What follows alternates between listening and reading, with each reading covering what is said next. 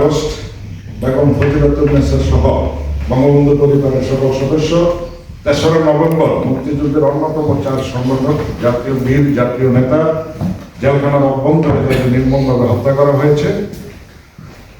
ওই 75 থেকে শুরু করে অদ্যবধি ইতিহাসের সবচেয়ে ন্যাক্কারজনক আরেকটি ঘটনা, 4 দলীয় জোট সরকারের আমলে ঐতিহাসিক হামলায় যারা শহীদ হয়েছে এবং পরবর্তীতে তথাকথিত জুলাই আন্দোলনের নামে সাধারণ ছাত্র জনতাকে হত্যা করে গণতান্ত্রিকভাবে নির্বাচিত একটি সরকারকে হটানোর লক্ষ্যে যে মেটিকুলার ডিজাইনের মাধ্যমে যেই ঘটনাটি বাংলাদেশে ঘটেছে এবং সেখানে যে সমস্ত মানুষ শহীদ হয়েছে, আজকের এই সভা থেকে সকল শহীদের আত্মার মাত্রা কামনা করছে এবং স্মরণ করছে। সংগ্রামী ছাত্র বন্ধুগণ, ইতিমধ্যে আমরা সকলেই সকল কিছু অবগত আছি। তারপরেও আপনাদের সামনে থেকে শুধু চুরি কথা বলতে চাই। আওয়ামী লীগ আক্রান্ত, এটা এই প্রথমবার নয়। আওয়ামী লীগ জন্মের পরে বারবার আক্রান্ত হয়েছে। 75-এর কথা আমাদের মনে আছে।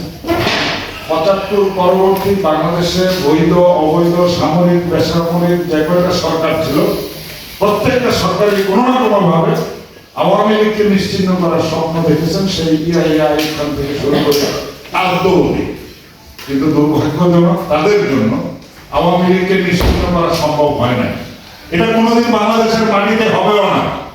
বাংলাদেশ যদি কোনোদিন বঙ্গোপসাগরে বিলীন হয়ে যায়, তাহলে আওয়ামী লীগ বিলীন হওয়া সম্ভব না।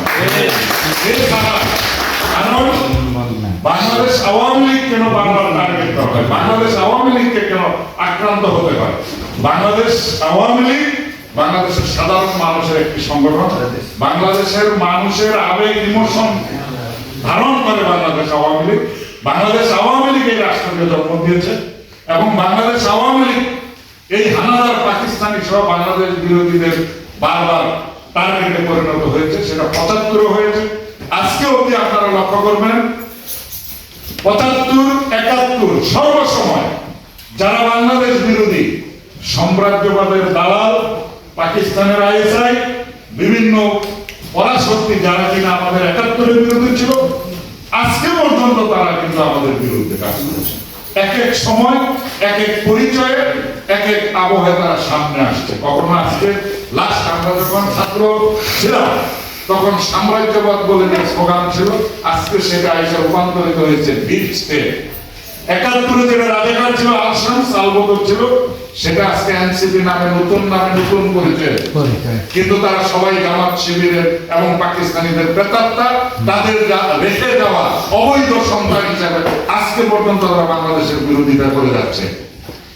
দীর্ঘদিন এই মেটিকুলার ডিজাইনের মাধ্যমে বাংলাদেশ যখন আওয়ামী লীগের নেতৃত্বে বঙ্গবন্ধুর সুযোগ্য কন্যা জননেত্রী শেখ হাসিনার নেতৃত্বে বিশ্ববুকে যখন আত্মমর্যাদা সম্পন্ন জাতি হিসেবে এগিয়ে যাচ্ছিল, উন্নয়নের রোড মডেল হিসেবে যখন বাংলাদেশ প্রতিষ্ঠিত হয়েছিল, তখনই তাদের গাত্রদাহ শুরু হয়েছে। আবার আওয়ামী লীগের বিরুদ্ধে ষড়যন্ত্র, দীর্ঘ ষড়যন্ত্রের ফসল 5ই আগস্ট, যেটা আপনারা গত কিছুদিন যাবত বিভিন্ন বিশ্ব মিডিয়ায় এবং তার মধ্যে উল্লেখযোগ্য ইন্ডিয়া থেকে প্রচারিত নর্থ ইস্ট নিউজ নামে একটি নিউজ পোর্টাল আছে, সেখানে বিস্তারিত তথ্য প্রকাশিত হচ্ছে। কোথা থেকে টাকা এসেছে, কোথা থেকে অস্ত্র এসেছে, কিভাবে সেটা ব্যয় করা হয়েছে সরকারের পতনের জন্য, এবং সর্বোপরি 75-এর মতো জাতির জনকের কন্যা 18 কোটি মানুষের আস্থা এবং বিশ্বাসের একমাত্র ঠিকানা শেখ হাসিনাকে সহ কিভাবে হত্যার পরিকল্পনা করা হয়েছিল। একটি কথা বলে না, রাখে আল্লাহ মারেকে। আল্লাহ তাআলার অশেষ রহমতে 21শে আগস্টের মতোই গত 5 তারিখে মহান রাব্বুল আলামিন স্বয়ং আমাদের প্রাণপ্রিয় নেত্রী 18 কোটি মানুষের একমাত্র ঠিকানা জননেত্রী শেখ হাসিনাকে বাঁচিয়ে রেখেছেন। আজকে তাদের একমাত্র গাত্রদাহ একটাই, আওয়ামী লীগ এখনো আছে, শেখ হাসিনা এখনো জীবিত আছে। যে কারণে আপনারা দেখেছেন এই জঙ্গি ফ্যাসিস্ট রাশিস্ট আন্তর্জাতিক বাটপার এবং দালাল, স্বাধীনতা বিরোধী, মুক্তিযুদ্ধ বিরোধী, বাংলাদেশ বিরোধী এই রাজাকারের বাচ্চা ডক্টর ইউনূস এবং তার সাঙ্গপাঙ্গরা গত 18 মাসে বাংলাদেশের সমস্ত কিছু ধ্বংস করে দেওয়া হয়েছে। বাংলাদেশের সশস্ত্র বাহিনীকে মানুষ বলতো, আমাদের অনেকের মধ্যে অনেকের মতভেদ আছে, অনেক কথা আছে, অনেক কিছু বলার আছে, কারণ আমরা 75 দেখেছি, আমরা 81-তে দেখেছি, সেনাবাহিনী সশস্ত্র বাহিনীর ভিতরে অসংখ্য হত্যা খুন খারাপি আমরা দেখেছি। তারপরেও যখন সরকারের নেতৃত্বে শেখ হাসিনার নির্দেশে এই বাহিনীকে সকল কিছুকে একটি সুশৃঙ্খল নিয়মতান্ত্রিক বাহিনীতে রূপান্তরিত করা হয়েছে, আজকে এই অনুগত 18 মাসে দেশি বিদেশিদের চক্রান্তে এই বাহিনীর ভিতরে পর্যন্ত জঙ্গি ঢুকিয়ে দেওয়া হয়েছে, রাষ্ট্রের প্রতিটি অর্গানকে তারা ধ্বংস করে দেওয়া হয়েছে। আপনারা দেখেছেন আজকে বিমান বাহিনীর খবর, আপনারা পত্রপত্রিকায় দেখেছেন, সেখান থেকে 26 জন জঙ্গি কানেকশন এবং পাকিস্তান এই ব্যর্থ একটি রাষ্ট্রের তাদের মদতে বাংলাদেশে আবার পুনরায় এই জঙ্গি উৎপাদনের কারখানা তৈরি করা হয়েছে। আমরা স্পষ্ট বলতে চাই, বাংলাদেশের মানুষের দেখার এবং বোঝার দরকার ছিল। 5ই আগস্ট একটা কারণে শুধু প্রয়োজন ছিল, কারণ এই বাংলাদেশের মানুষকে বুঝতে হবে বাংলাদেশের পক্ষের মানুষ কারা, বাংলাদেশের বিপক্ষের মানুষ কারা, বাংলাদেশের উন্নয়ন চায় কারা, সাধারণ মানুষের উন্নয়ন অগ্রগতি কারা চায়। আজকে 18 মাসে মানুষ বুঝে গেছে। 18 মাস পরে তথাকথিত মেটিকুলার ডিজাইনের মাধ্যমে একটি পাতানো সাজানো নির্বাচনের মাধ্যমে একটি সরকার প্রতিষ্ঠিত হয়েছে। এই সরকারের বয়স 3 মাস হতে চলছে। আমরা এই সরকার নিয়ে কিছু বলতে চাই না, কারণ এই সরকারকেও আমরা জোট সরকার নামে পরিচিত। আমরা 2001 থেকে 7 পর্যন্ত দেখেছি 560টি পয়েন্টে একযোগে বোমা হয়েছিল। বাংলা ভাই, ইংরেজি ভাই, 21শে আগস্ট এবং শত শত আওয়ামী লীগের নেতা কর্মীদেরকে প্রকাশ্যে দিবালোকে হত্যা করা হয়েছে। আপনারা মনে আছে শাহ হোসেন কিবরিয়া, হাসানুল মাস্টার, মঞ্জুরুল ইমাম, সাংবাদিক বালু সহ বাংলাদেশের অসংখ্য বুদ্ধিজীবী, শিক্ষক, সকল মানুষকে হত্যা করে এই একই 2001 থেকে 2007 সালের সেই সরকার। আমরা আশা করেছিলাম দীর্ঘদিন পরে যেভাবেই হোক যারাই ক্ষমতায় এসেছে, বাংলাদেশে একটি সহ অবস্থানের রাজনীতি, বাংলাদেশের উন্নয়ন, বাংলাদেশের সকল মানুষের ধর্মের বর্ণের সম্মিলিত একটি রাষ্ট্র পুনঃপ্রতিষ্ঠার সংগ্রামে এই সরকার কাজ করবে। কিন্তু দুঃখের বিষয়, অত্যন্ত পরিতাপের বিষয়, এই রাসিস্ট ফ্যাসিস্ট, এই রাজাকার ইউনূসের বাচ্চা যা করে গেছেন, বর্তমান এই সরকার তার ধারাবাহিকতা রক্ষা করে চলেছেন। এবং আপনারা দেখেছেন বঙ্গবন্ধুকে হত্যার পরে এই অবৈধ ইন্ডেমনিটি, যেটা মোস্তাকের জারি করা অধ্যাদেশকে আইনে রূপান্তরিত করেছিল এই তৎকালীন অবৈধ বিএনপির সামরিক সরকার, আবার এই ইউনূস দ্বারা কার্যক্রম নিষিদ্ধ অধ্যাদেশের মাধ্যমে আওয়ামী লীগের নিষেধাজ্ঞাকে সংসদে উত্থাপন করে ইন্ডেমনিটি দিয়ে আপনি আবার এটাকে একটি বৈধ আইনে পরিণত করেছেন। 75-এর কলঙ্ক থেকে শিক্ষা নিয়ে আমরা মনে করেছিলাম রাষ্ট্রবিরোধী, গণতন্ত্র বিরোধী, জনগণ বিরোধী এমন কোন সিদ্ধান্তে তারা যাবে না, কিন্তু আমরা দেখলাম তারা এর চেয়ে বেশি এগিয়ে গিয়ে আওয়ামী লীগকে নিষিদ্ধ করেছেন। আমরা এই অবৈধ কোনো কার্যক্রমকে মানি না, মানব না, এবং না মেনে বাংলাদেশের মানুষ সিদ্ধান্ত নিবে আগামী দিনে, সেই অপেক্ষায় আছে। কারণ আজকে দেশের যে অবস্থা, আজকে মানুষের যে অবস্থা, সাধারণ মানুষের টেকনাফ থেকে তেতুলিয়া, রূপসা থেকে পাতুরিয়া যে হাহাকার শুরু হয়েছে, আওয়ামী লীগ নিষেধাজ্ঞা করে আওয়ামী লীগের উপকার করেছেন। কারণ আওয়ামী লীগ তো নাই, এই বাংলাদেশের 18 কোটি মানুষ আওয়ামী লীগ হয়ে রাস্তায় ফিরে আসবে এবং আপনাদেরকে পুনরায় পরাজিত করে এই মুক্তিযুদ্ধের চেতনায়, স্বাধীনতার চেতনায় আবার বাংলাদেশ পুনঃপ্রতিষ্ঠিত হবে। এবং দায়িত্বহীন ভাবে আজকের এই সভা থেকে স্পষ্ট ঘোষণা দিতে চাই, 75-এর খুনিদের মতো, 71-এর রাজাকারদের মতো আপনাদের বিচারে বাংলাদেশের পানিতে এবং সেদিন বেশি দূরে নয়, অপেক্ষা করেন, সেদিন বেশি দূরে নয়। আমরা দেখছি, শুনছি আজকে বাংলাদেশের পরিস্থিতি কি। ব্যাংকে টাকা নাই, কোন জায়গায় বিদেশি কোন ঋণ নাই, সহায়তা নাই, সহযোগিতা নাই, সকল কিছু, এবং দুর্ভিক্ষের সম্মুখে দাঁড়িয়ে আছি আমরা। আজকে সাজানো গোছানো দেশটাকে ধ্বংস করে যে পর্যায়ে আপনারা নিয়ে এসেছেন, প্রত্যেককে বাংলাদেশের মানুষের কাছে জবাব দিতে হবে এবং সেই জবাবদিহির আওতায় আওয়ামী লীগের নেতৃত্বে, বঙ্গবন্ধুর কন্যার নেতৃত্বে বাংলাদেশের সরকার প্রতিষ্ঠিত হবে এবং সেই সরকার নেতৃত্বে আপনাদের বিচারে বাংলাদেশের মাটিতে হবে। কারণ 71-এর ভুল এবং মাননীয় প্রধানমন্ত্রী জননেত্রী শেখ হাসিনা যেভাবে সবাইকে নিয়ে একটি সুখী সমৃদ্ধ বাংলাদেশ, বঙ্গবন্ধুর ঘোষিত দ্বিতীয় বিপ্লবের যে অর্থনৈতিক মুক্তির কর্মসূচি বাস্তবায়নের পথে এগিয়ে গিয়েছিলেন, আজকে এই রাজাকার দেশে প্রমাণ করেছে সেটা ভুল ছিল, তাদের ক্ষমা করে। এবার আর কোনো ক্ষমা নাই। জনগণকে সাথে নিয়ে এই স্বাধীনতা বিরোধী রাজাদেরকে বাংলাদেশকে বিতাড়িত করে মুক্ত করে বাংলাদেশকে স্বাধীনতার চেতনায়, মুক্তিযুদ্ধের চেতনায় প্রতিষ্ঠা করা হবে ইনশাআল্লাহ। আমি আজকে এখানে শুরু ইতালি আওয়ামী লীগ আমাদের একদম সিনিয়র প্রতিষ্ঠাকালীন সদস্য জনাব বুলু ভাই কথা বলেছেন। আমি ইতালি আওয়ামী লীগ সম্বন্ধে আপনাদেরকে দুটি কথা বলতে চাই। আমরা যারা কর্মী, যারা ছাত্রলীগ, যুবলীগ রাজনীতি করে এই জায়গায় আছি, আমরা সংগঠনের একটা সাংগঠনিক নিয়ম নীতিতে বিশ্বাস করি। আমরা সংগঠনের চেন অফ কমান্ডকে বিশ্বাস করি।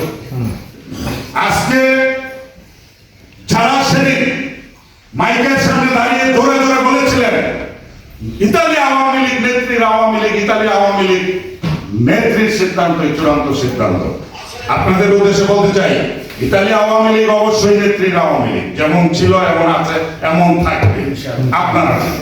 কারণ পরিষ্কার বলছে শুনে নেবেন, ইতালি আওয়ামী লীগ করতে হবে শেখ হাসিনার সিদ্ধান্তকে মেনে যে রাজনীতি করবেন সে করতে পারবেন, যে করবেন না তার দরকার নেই।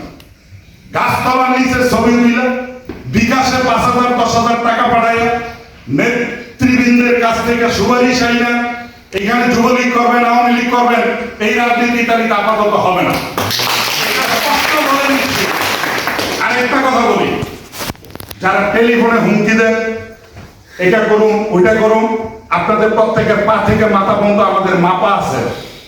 একদিন না তো একদিন না, বছর পর বছর এই ইতালিতে রাজনীতির কর্মী হিসেবে কাজ করে যাচ্ছি, সবাইকে চিনি।